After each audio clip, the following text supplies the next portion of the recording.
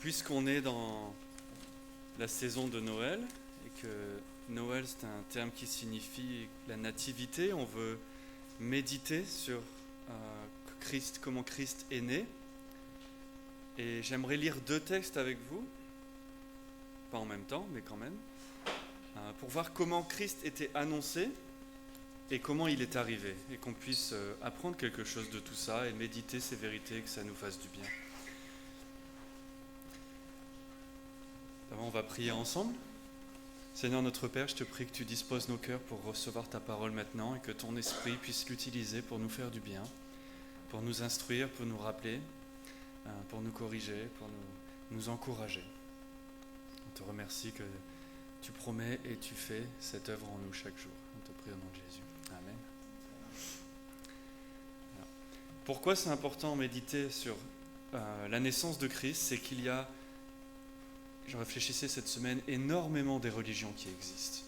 Et j'ai écouté quelque chose qui donnait des chiffres. Alors moi j'ai oublié tous les chiffres. Mais il y a vraiment beaucoup.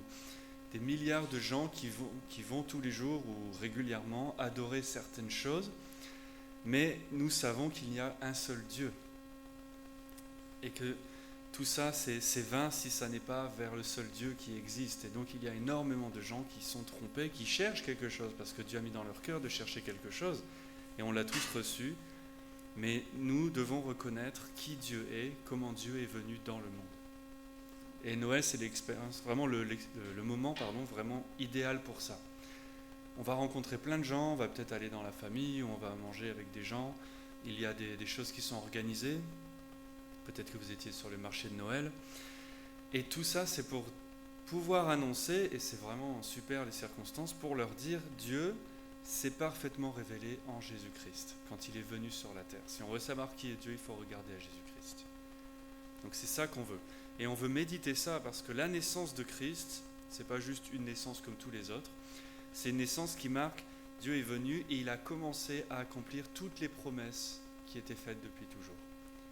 Et il a accompli toutes ces promesses pour nous. Donc c'est vraiment le début de toutes ces choses, c'est l'introduction de toutes ces choses. Alors j'aimerais d'abord qu'on aille dans Luc, chapitre 1, et je vais lire à partir de verset 26, donc Luc chapitre 1. Au 6e mois, l'ange Gabriel fut envoyé par Dieu dans une ville de Galilée nommée Nazareth, à une vierge fiancée à un homme dont le nom était Joseph, de la maison de David. Et le nom de la vierge était Marie.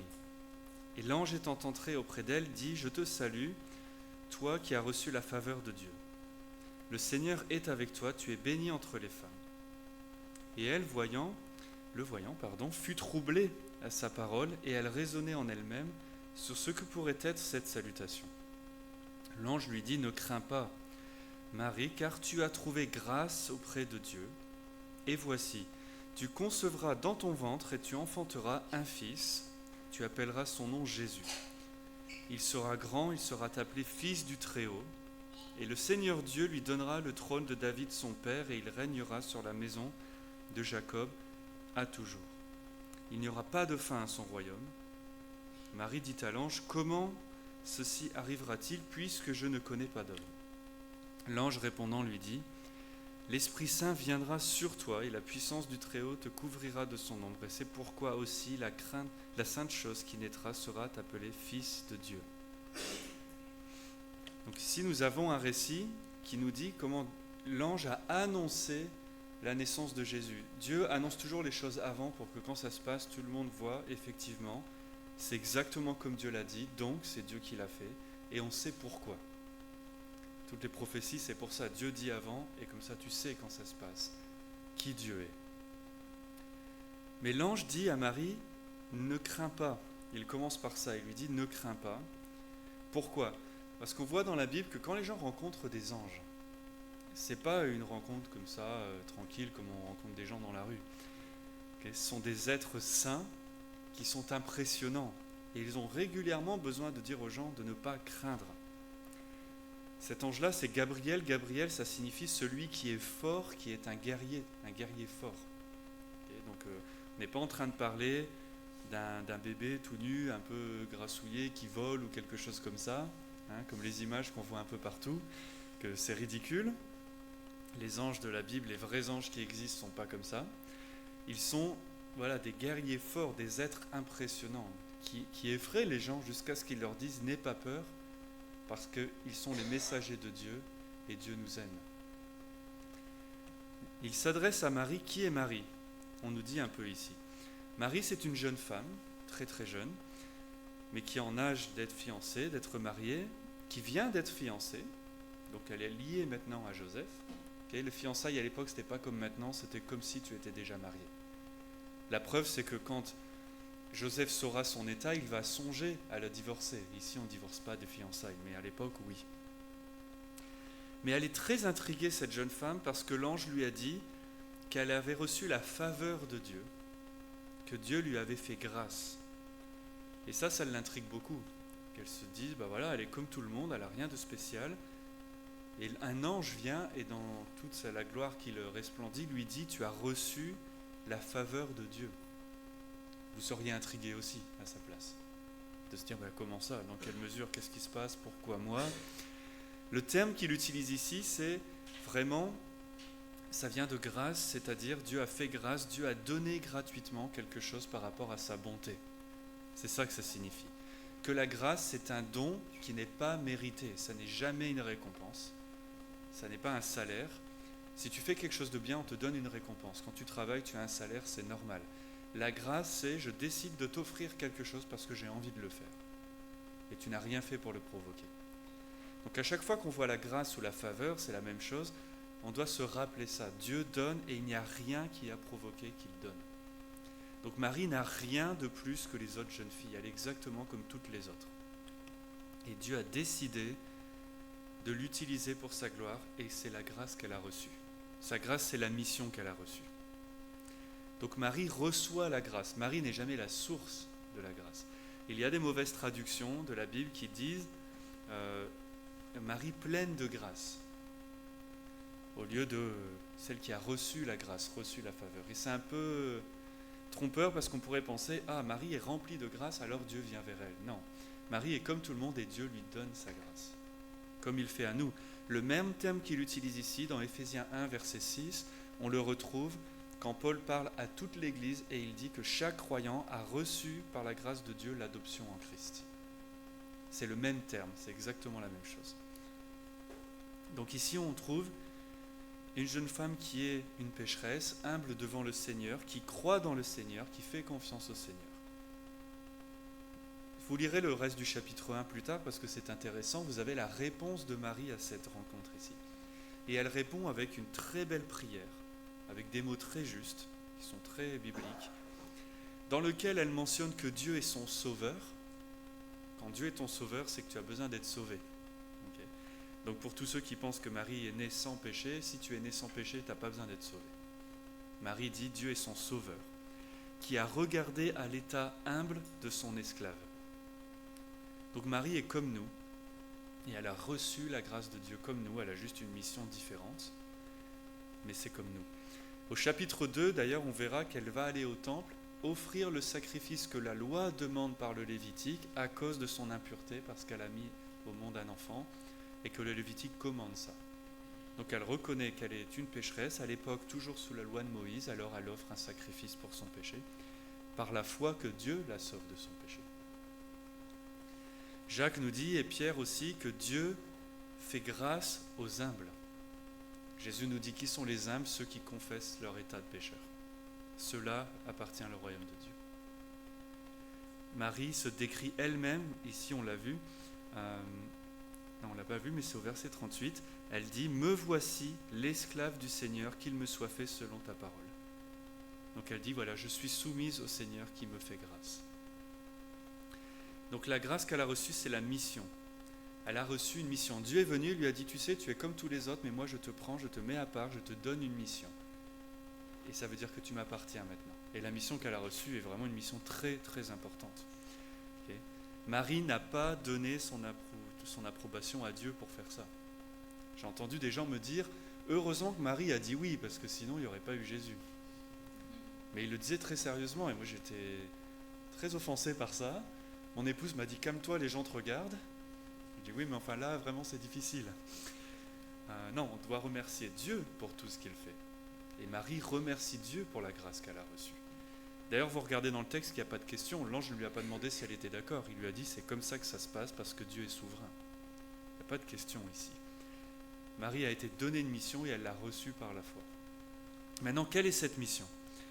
La mission, elle est claire et en même temps, c'est pas simple. Il lui dit, je sais que tu es vierge et pourtant tu vas enfanter un fils. Et nous, on a pris un peu l'habitude de ça parce qu'on est habitué, oui, Jésus est né d'une vierge et c'est bien que tu le saches et que tu le crois. Mais si on se remet dans le contexte pour Marie à l'époque, c'est quand même un petit peu incroyable ce qu'on lui annonce. Imaginez-vous que ça ne soit jamais passé. Les gens n'ont pas encore rencontré Jésus, il n'est pas encore venu. Et quand vous dites une vierge va enfanter un fils, tu vas dire ok, j'ai déjà lu ça dans Ésaïe, mais c'est quand même un peu incroyable. Et on comprend qu'elle soit très intriguée et que c'est bizarre. Mais il lui dit en plus de ça, ça ne va pas s'arrêter là, c'est que ce fils-là, c'est pas juste un enfant.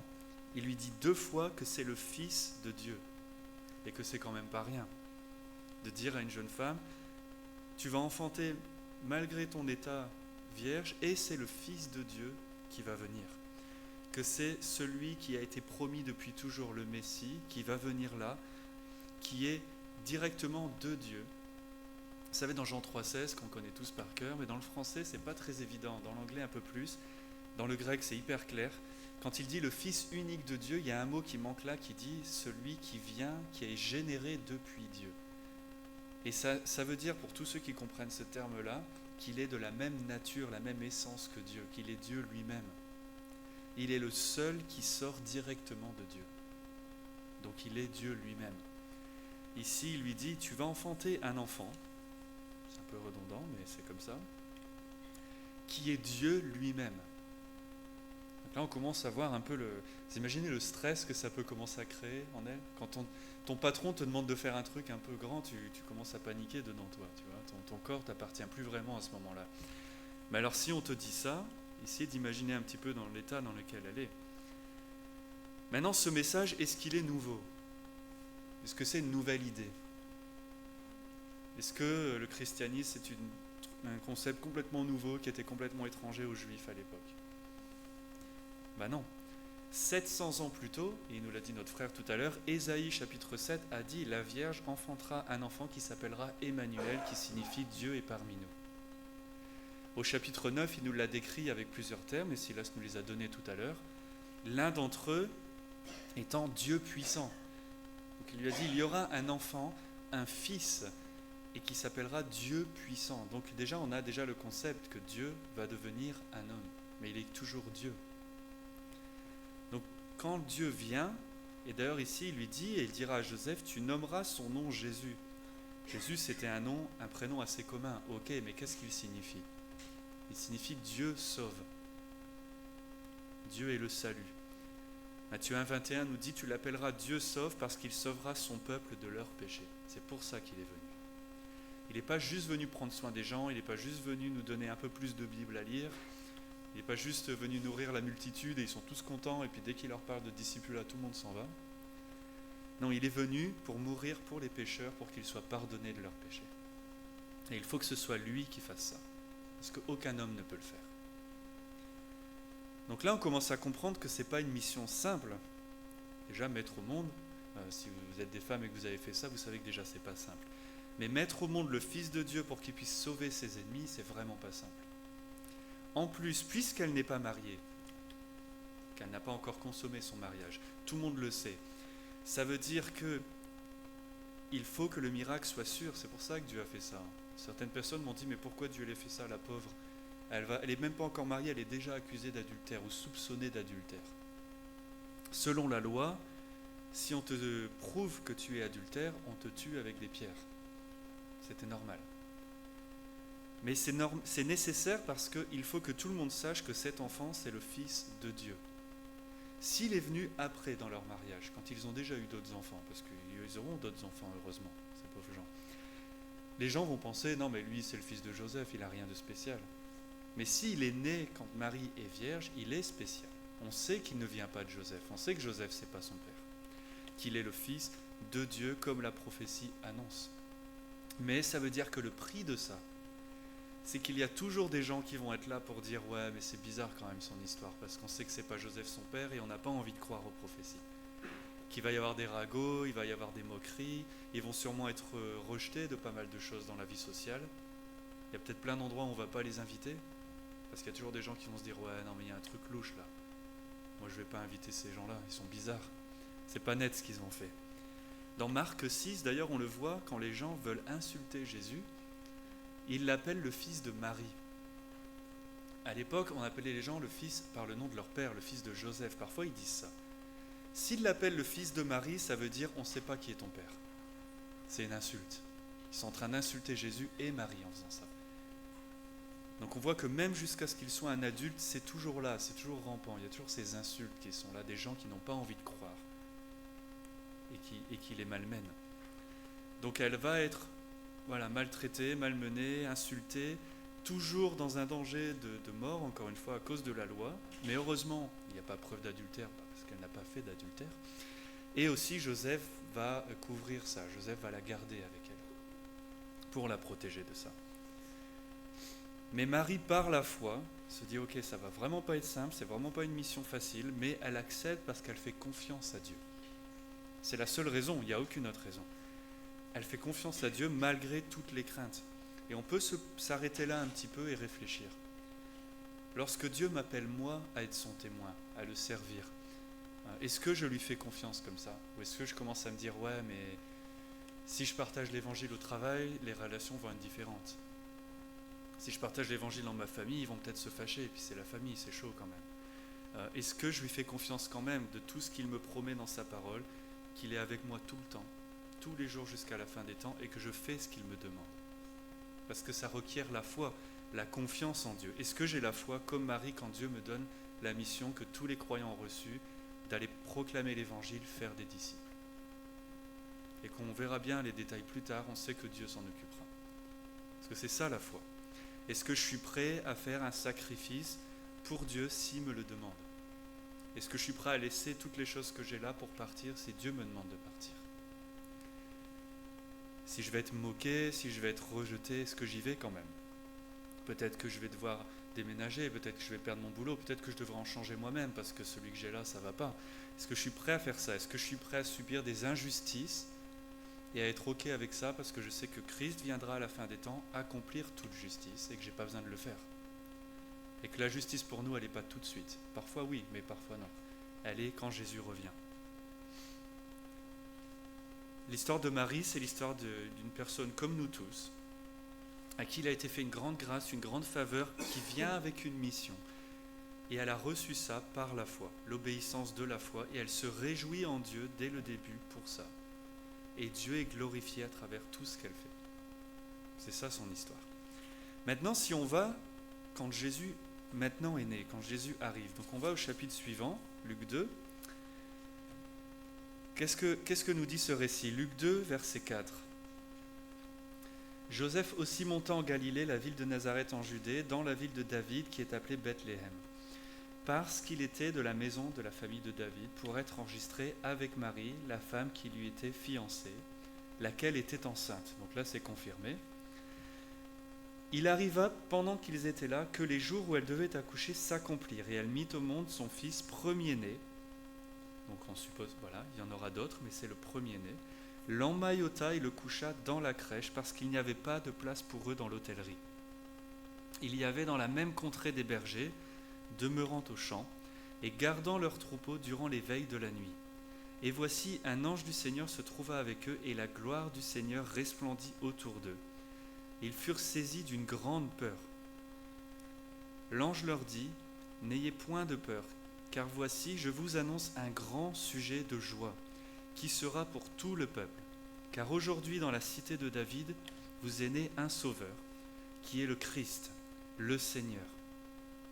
Et ceci en est le signe pour vous, c'est que vous trouverez un petit enfant emmailloté, couché dans une crèche. » Et soudain, il y eut avec l'ange une multitude de l'armée céleste, louant Dieu et disant « Gloire à Dieu dans les lieux très hauts et sur la terre, paix et bon plaisir dans les hommes. » Et il arriva alors que les anges s'en furent allés d'eux au ciel et que les bergers dirent entre eux « Allons donc jusqu'à Bethléem et voyons cette chose qui est arrivée, que le Seigneur nous a fait connaître. Ils allèrent en hâte, et ils trouvèrent Marie, Joseph, le petit enfant couché dans la crèche, et l'ayant vu, ils divulguèrent la parole qui leur avait été dite, touchant ce petit enfant. Et tous ceux qui l'entendirent s'étonnèrent des choses qui leur étaient dites par les bergers. Et Marie gardait toutes ces choses au-dedans d'elle, les repassant dans son cœur. Les bergers s'en retournèrent, glorifiant, louant Dieu de toutes les choses qu'ils avaient entendues et vues, selon qu'il leur en avait été parlé. Donc ici, on a un récit qui nous raconte comment une autre annonce a été faite à d'autres personnes au moment de la naissance de Christ. Comment est né Christ? On nous dit ici qu'il est né très humblement, parce qu'il n'y avait pas de place pour eux dans l'hôtel. Et du coup, il était ici, il dit une crèche ou une mangeoire, ça marche aussi. Ils ont dû le poser dans l'endroit où on met les animaux. Parce qu'il y a de la paille, il y avait de la place là. Déjà, ça nous montre comment est-ce que Christ vient dans le monde. Et il nous dit, celui-là, c'est le Seigneur. C'est Dieu qui vient dans le monde. Comment est-ce qu'il est reçu? Il n'est pas très bien reçu. Les gens ne le reçoivent pas. Il n'y a pas de place pour lui. Même pendant sa vie, Jésus va dire, il n'a même pas un endroit pour poser sa tête. Il est Dieu dans sa création, et sa création le rejette tellement que voilà comment il naît, voilà comment il vit, et on sait comment ils vont le tuer. C'est comme ça que les ténèbres reçoivent la lumière. La plupart des gens ont un intérêt spirituel quelconque et vont dire « Ah oui, moi j'aime bien Dieu, peu importe comment ». Mais la vérité, c'est nous sommes tous ténèbres. Paul dit « Vous étiez ténèbres ». Et on ne reçoit pas la lumière à moins que l'Esprit de Dieu vienne en nous. Et on le voit ici. Quand Dieu vient, voilà comment il est reçu. Quand Dieu prêche, on veut le lapider. Quand Dieu fait clairement connaître qui il est, on le crucifie. C'est ça qui se passe ici. Les gens n'ont pas la place pour Dieu dans leur cœur. Pourquoi? Parce qu'il y a déjà trop d'idoles. On aime beaucoup trop de choses qui sont le centre de nos vies, qui nous dirigent, qui nous disent quoi faire. La première idole, c'est nous-mêmes. Si on a beaucoup d'idoles en nous, il n'y a pas de place pour Jésus en plus. Et Jésus, quand il vient dans la vie des gens, il ne vient pas cohabiter avec tes idoles. Jésus, il vient pour être le seul Dieu, que tu l'aimes avec tout ton cœur, toute ton âme, tout ton esprit. Ça, c'est très difficile pour le pécheur. Et il faut l'aide de Dieu, l'intervention de l'Esprit de Dieu pour faire ça. Personne ne se débarrasse de ses idoles pour aimer Dieu seul, à moins que l'Esprit de Dieu les fait naître de nouveau. Dieu requiert la repentance du péché, des idoles et la sainteté, d'aimer Dieu seul. Et donc ici, on a un ange qui nous annonce ça encore, et un ange qui est venu avec une armée d'anges. Donc essayez d'imaginer que l'ange tout seul, déjà, c'est effrayant. Et on le voit ici encore, que les gens sont saisis d'une grande peur, d'une grande crainte. Mais en plus, il est venu avec toute une armée. Donc ça n'aide pas vraiment. Une armée qui leur dit « N'ayez pas peur » et en même temps, on va faire resplendir la gloire de Dieu devant vous. On sait ce que ça fait. On a lu Apocalypse 1, Ésaïe 6. Quand les gens sont dans la présence de Dieu, ils ne font pas les malins. Ce n'est pas une rencontre habituelle. Ils tombent sur leur visage et ils sont persuadés qu'ils vont être tués. Parce que quand un pécheur entre dans la gloire de Dieu, c'est ça que ça fait. Et ces textes-là sont là pour nous rappeler qu'il ne faut pas être trop cavalier avec ces choses-là et d'écouter des gens qui racontent des choses étranges, du genre, tiens, j'étais dans ma salle de bain, j'ai parlé avec Jésus. Non, quand les gens rencontrent Dieu, c'est ça qui se passe. Il a la gloire de Dieu et les pécheurs ressentent vraiment la différence entre la sainteté et le péché. Et c'est effrayant. Mais Dieu qui nous aime nous dit, ne craignez pas, n'ayez pas peur parce qu'il nous aime. Mais quand même ça, c'est la réaction naturelle. La transfiguration, c'est pareil. Les gens étaient avec Jésus normalement, il y en a même qui ne le reconnaissaient pas parce qu'il avait l'apparence d'un homme, rien de spécial. Mais quand il était transfiguré, ils ont vu sa gloire, même les apôtres étaient décontenancés, ils ne savaient pas trop quoi dire, ils étaient effrayés. Ça, c'est la réaction normale. Mais l'ange leur dit, ne craignez pas, et je vais vous donner un message, et il leur dit un message qui est une grande joie, un grand sujet de joie pour tout le monde. Quel est ce message? Il leur dit, vous allez à un endroit précis, vous allez trouver un enfant avec un jeune couple très humble, des gens pauvres, et par la foi, vous devez croire que c'est le Messie qui est là, que c'est Dieu parmi nous qui est là. Et encore une fois, c'est vraiment juste la foi, parce que quand on voit Christ, à l'époque, il était sur la terre, il n'y a rien qui fait dire qu'il est Dieu. Il ressemble à tous les autres. Ésaïe a dit, il n'y aurait rien dans son apparence qui est spécial. Il n'est pas plus joli que les autres. Encore une fois, quand ils sont venus l'arrêter, on a cette preuve. Les soldats viennent et ils doivent demander c'est lequel Jésus, parce que c'est pas évident, ils sont tous les mêmes. Il n'a pas de la lumière qui brille derrière lui. C'est pas le seul blond dans le pays, il n'est pas blond du tout. On ne sait pas qui c'est, il est comme tout le monde. Et c'est la foi qui fait que les gens reconnaissent il est le Messie, il est Dieu et qu'ils le louent. C'est uniquement la foi. Ils doivent croire maintenant que tous ceux qui l'attendent depuis Genèse chapitre 3, qu'il est promis de venir, il est là finalement devant eux, mais ça ne se voit pas, il faut que tu le crois. Il leur dit, verset 11, c'est Christ, le Seigneur ou le Messie. Et le Seigneur, c'est le synonyme pour Dieu. C'est Dieu qui est venu vous sauver, le Dieu puissant d'Ésaïe 9. Il est là devant vous, c'est ce petit enfant que vous allez trouver. Il faut vraiment la foi pour croire ça. Et donc il leur dit, c'est Dieu, c'est le Messie, c'est la personne la plus importante. Et en même temps, verset 12, ce sera un bébé dans une mangeoire. Et là, on a les deux en même temps. Il est Dieu et il est homme aussi. Il est le Dieu tout-puissant et il est l'humain le plus vulnérable à ce moment-là. Un enfant qui vient de naître, il est vraiment, on ne peut pas difficilement être plus vulnérable que ça. Et il y aura ces deux vérités ensemble. Et c'est ça le mystère de l'incarnation de Christ, que Dieu est devenu un homme comme nous. Il a vécu comme nous, il a été tenté en toutes choses, même s'il n'a pas péché. C'est ça qu'il est venu faire pour nous aimer, nous. Il aurait pu venir en tant que Dieu tout-puissant, comme à la seconde venue Jésus le fera, avec toute la gloire, et faire ce qu'il a envie de faire, mais ce n'est pas ça qu'il a fait. Il s'est humilié à devenir comme nous. Vous lirez Philippiens 2 plus tard, il décrit ça aussi très bien. Donc là, l'ange leur dit, allez contempler comme le Dieu très haut s'est fait le plus humble, le plus petit d'entre nous pour vous. Et leur foi leur fait contempler ça. Ensuite, on a l'armée des anges qui tous ensemble louent le Seigneur. Verset 14. Alors on peut s'imaginer que ça fait beaucoup de bruit, que ça doit vraiment être impressionnant. Ils ont des voix d'anges et ils sont une armée, c'est beaucoup de personnes quand même. Qu'est-ce qu'ils disent? Gloire à Dieu dans les lieux très hauts. Bon, jusque-là, il n'y a pas de problème. Si les gens sont des croyants, si on vous dit Dieu est glorifié par tous les êtres célestes au paradis, vous allez me dire, bah oui, ça, je suis ok avec ça, j'ai pas de problème avec ça, c'est normal. Tout va bien, rien de nouveau. Mais il leur dit, et sur la terre, là ça commence à être nouveau. On sait que la terre est déchue, qu'il y a le péché. Dieu est glorifié dans les cieux et sur la terre.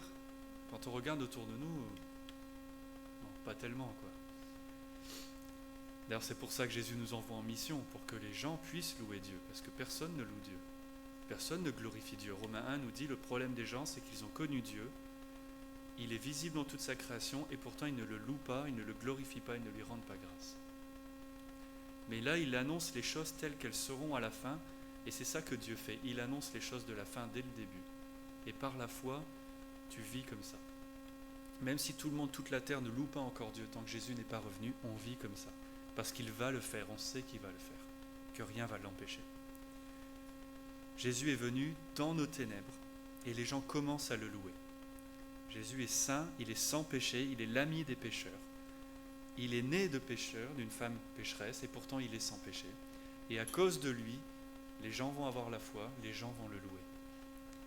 Il dit, sur la terre, qu'est-ce qui se passe? La paix entre nous peut-être, oui, mais surtout avec Dieu. Que Dieu a décidé de faire la paix avec nous. Nous avons décidé d'être les ennemis de Dieu. Dieu décide de venir et payer le prix pour que nous soyons réconciliés à lui. C'est ça qui se passe, c'est ça l'évangile. De dire, vous vous êtes tous faits les ennemis de Dieu par vos propres choix. Dieu devrait te donner justice, c'est-à-dire te condamner. Et à la place, il a décidé de venir, de s'humilier, de vivre et mourir pour toi, pour que tu sois réconcilié à Dieu. C'est ça la bonne nouvelle que les anges disent, voilà la nouvelle qu'on vous annonce. Et c'est la nouvelle que nous devons annoncer à tout le monde aussi. Parce qu'il n'y a pas d'autre nouvelle à annoncer. Dieu est venu vivre parmi son peuple, ceux qu'il a choisis, ceux qu'il appelle, qu'il justifie par sa mort et sa résurrection, qu'il sanctifie par son esprit, et à qui il promet le salut et de partager la gloire de Dieu. C'est ça le message ici. Quand on entend un message comme ça, qu'est-ce qu'on fait? On fait comme les bergers. Ils croient le message, et on le sait parce qu'ils courent tout de suite pour aller à l'endroit qu'on leur a dit, parce qu'ils veulent voir ces choses, parce qu'ils savent qu'ils le verront là-bas. Et ils veulent le voir, ils veulent le contempler, et ils veulent partager ce message-là. Et dès qu'ils arrivent, qu'est-ce qu'ils font? Ils partagent le message qu'ils ont reçu. Ils ne le cachent pas. Il va là-bas pour faire la fête avec les gens et leur dire, voilà ce qu'on a entendu, on vous confirme que ce qui vient de se passer là, c'est ce que vous croyez parce que nous aussi on a entendu ce message. Et on le croit aussi, et tout le monde loue Dieu ensemble. Tout le monde sait que ça, c'est pas une naissance habituelle, que c'est le plus gros événement de l'histoire, que Dieu est venu dans sa création. C'est arrivé une seule fois. Et la prochaine fois que ça arrive, c'est pour le jour du jugement, et on doit prévenir les gens de ça aussi. Comprends vraiment que Christ, c'est Dieu qui est venu parce qu'il va revenir. Et tu veux être prêt avant qu'il revienne. Le message, c'est ça, c'est tout le monde a péché, mais Dieu est venu pour sauver tous ceux qui croient. Tous ceux qui se repentent de leurs péchés et qui croient en Christ. Et on veut vraiment prendre ces textes-là et les méditer et les comprendre pour qu'on puisse vraiment ne pas rater le but de tout ça. On a tous été dans des endroits où on célèbre Noël et puis en fait on entend des âneries et le message n'est pas dedans. Une fois j'étais à une célébration de Noël et tout le message c'était grâce à ce petit bébé, un jour il n'y aura plus la guerre sur la terre. Oui, c'est vrai, mais tu as quand même raté beaucoup de détails entre les deux, là, entre le règne millénium de Christ et sa naissance. Il y a quand même beaucoup de choses très importantes pour nous, là. Et il n'y a jamais eu d'annonce de l'évangile, jamais d'appel à croire. Et ça m'a beaucoup attristé aussi. Et il ne faut pas que nous fassions la même chose. On doit se rappeler que ça, c'est un Dieu saint qui est en colère face au péché parce qu'il a une justice parfaite. Mais il a décidé d'aimer sa création, de faire une alliance avec les pécheurs et que comme il est fidèle, l'alliance repose sur lui, pas sur nous, afin que nous puissions être sauvés de nous-mêmes et de la colère qui est pour nous. C'est ça le message. Pourquoi Christ est venu en tant qu'enfant? Pour qu'il puisse vivre à ta place, parce que tu ne peux pas vivre selon le commandement de Dieu. Mais Dieu requiert d'être parfait selon sa loi. Personne ne peut le faire, alors Christ l'a fait. Ensuite, il offre cette vie parfaite en sacrifice, comme ça il paie pour ton péché. Celui qui croit, qu'est-ce qu'il reçoit? Son péché a été payé. Tu n'as plus de condamnation, et à la place, tu reçois le fruit de la vie parfaite de Christ que tu aurais dû vivre, mais tu ne peux pas le faire. C'est ça que Christ est venu faire. Et c'est pour ça qu'il est venu en tant qu'un enfant. S'il était venu en tant qu'adulte et juste mourir sur la croix, il aurait payé pour ton péché, mais tu n'aurais pas une vie parfaite qui t'est créditée pour toi. Donc tu ne pourrais toujours pas passer le jugement. Mais Christ a fait les deux. Il a acquis la droiture et le sacrifice pour ton péché. Il est venu pour libérer tous ceux qui sont esclaves du péché par son sacrifice. Il dit qu'il est venu enchaîner l'homme fort et piller sa maison. Il est venu racheter par son amour ceux qui sont des pécheurs, c'est-à-dire tous. Nous sommes tous pécheurs. Et c'est dans son amour qu'il a fait ça. Jean 3,16, encore une fois, parce que Dieu a aimé le monde. Voilà comment il a aimé le monde. Il a envoyé son Fils pour que tous ceux qui croient reçoivent la vie éternelle. Qu'ils ne meurent pas. Et c'est à la croix qu'il a vraiment démontré cet amour-là. Romains 5,8, quand il est mort, il a démontré l'amour de Dieu pour nous. On était toujours des pécheurs, il est mort pour nous.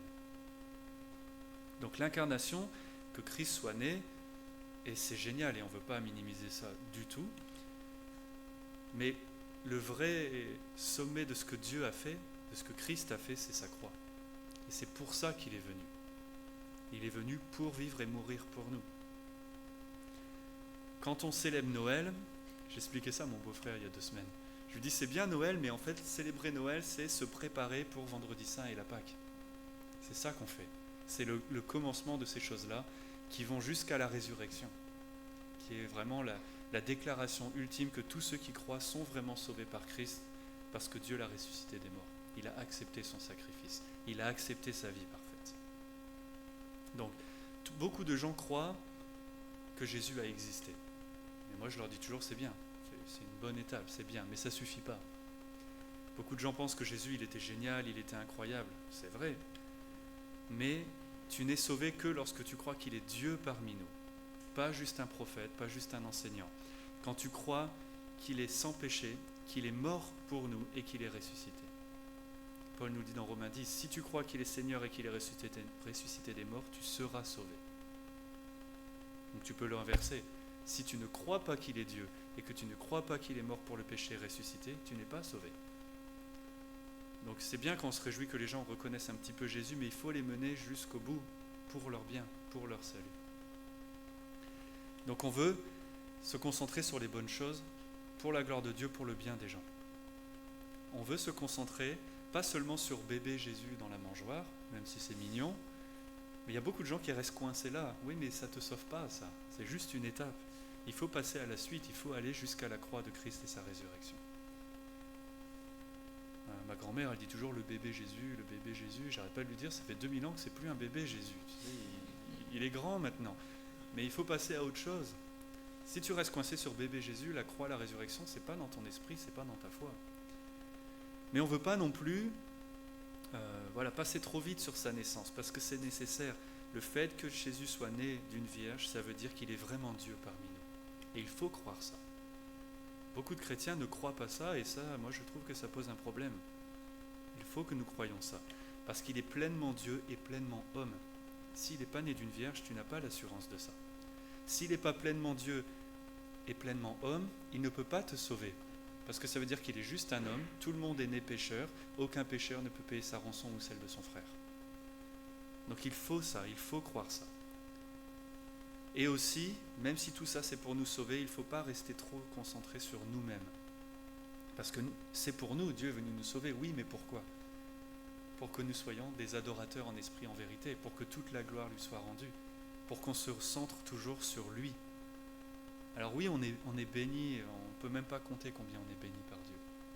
Mais on n'est pas la fin de toute chose, on est juste un moyen pour louer Dieu, pour que lui ait toute la gloire. Dieu a créé les choses pour qu'il soit glorifié. Dieu n'a pas besoin de créer les choses, il était très bien comme ça.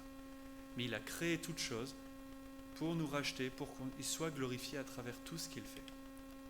Donc l'histoire ne s'arrête pas à nous, nous sommes une étape aussi, l'histoire s'arrête à la fin des temps, Apocalypse 7, toute la foule des saints sera avec les anges autour du trône à louer Dieu et l'agneau qui est sur le trône. Donc, maintenant qu'on va célébrer dans quelques jours Noël et manger des bonnes choses et voir des gens et leur parler, et peut-être que vous faites Secret Santa avec vos collègues, c'est la mode cette année, tout le monde fait ça. C'est pas juste des cadeaux, des histoires, des décorations, faire la fête, c'est se réjouir avec Dieu, se réjouir à cause de Dieu et partager ça avec les gens pour qu'ils se réjouissent aussi. Comme on a lu tout à l'heure dans Ésaïe, les gens sont dans les ténèbres, même s'ils ne veulent pas le reconnaître. Et nous, on le sait. Et si on sait qu'ils sont dans les ténèbres, on veut qu'ils en sortent et qu'ils se réjouissent avec nous, parce que nous aussi, on était dans les ténèbres. Et on est vraiment reconnaissant pour l'éternité que Dieu nous en ait sortis. Et on veut ça pour toute autre personne. On veut que tout le monde reconnaisse à travers ce récit qui Dieu vraiment est et qui nous sommes nous et qu'est-ce que Dieu a fait pour nous. Qu'un Dieu saint est venu mourir pour les pécheurs. Peu de gens croient ça, mais la parole nous dit que si tu crois ça, tu es béni, tu as reçu la faveur de Dieu.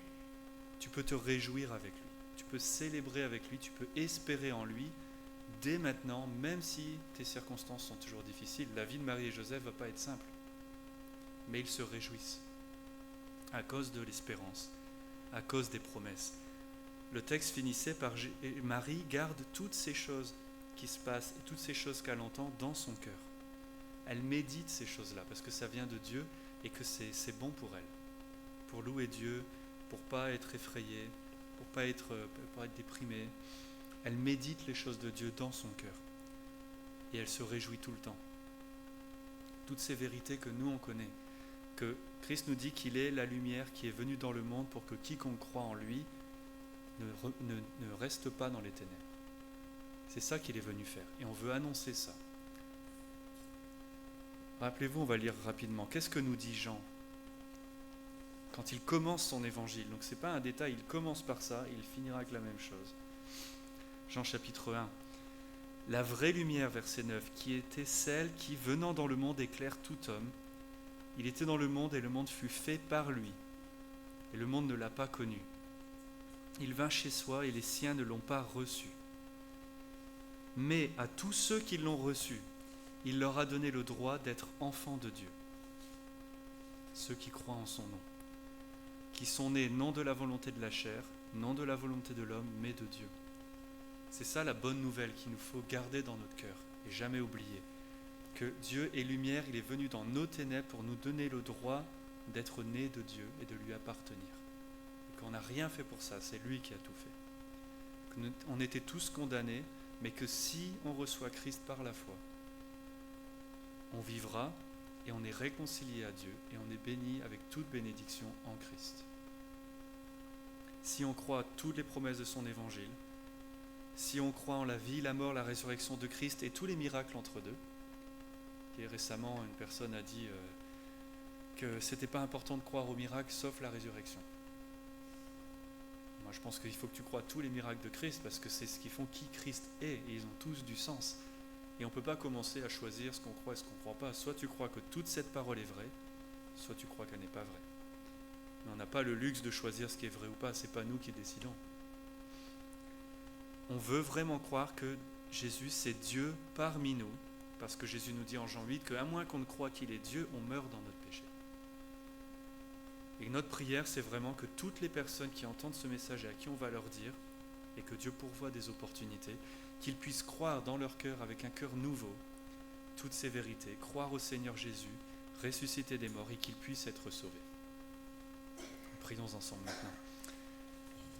Seigneur notre Père, on te remercie que nous puissions nous rassembler et nous remémorer ces récits de ta naissance et toutes les vérités qui les accompagnent. On te remercie que tu es vraiment Dieu, que Jésus est Dieu et qu'il est venu pour nous sauver, afin que nous puissions non pas souffrir éternellement, mais se réjouir éternellement, à le louer, à le glorifier. Et que tout ça, c'est ta grâce, on ne mérite pas tout ça. Mais tu nous l'as donné au prix de la vie de ton Fils unique et parfait. On te prie que tu nous aides à toujours méditer ces vérités, à vivre en fonction de ça, et à aller proclamer à tous ceux qu'on rencontre, clairement et simplement, comment tu nous as aimés, et que ton esprit puisse les sauver, puisse aussi les sortir des ténèbres et les réconcilier à Dieu le Père. On te remercie que tout ça c'est ton œuvre parce que tu veux faire ça, que tu as choisi de nous aimer comme ça, et que tu nous promets que tu le feras et qu'à la fin des temps il ne manquera aucun de tes enfants. On te prie au nom de Jésus.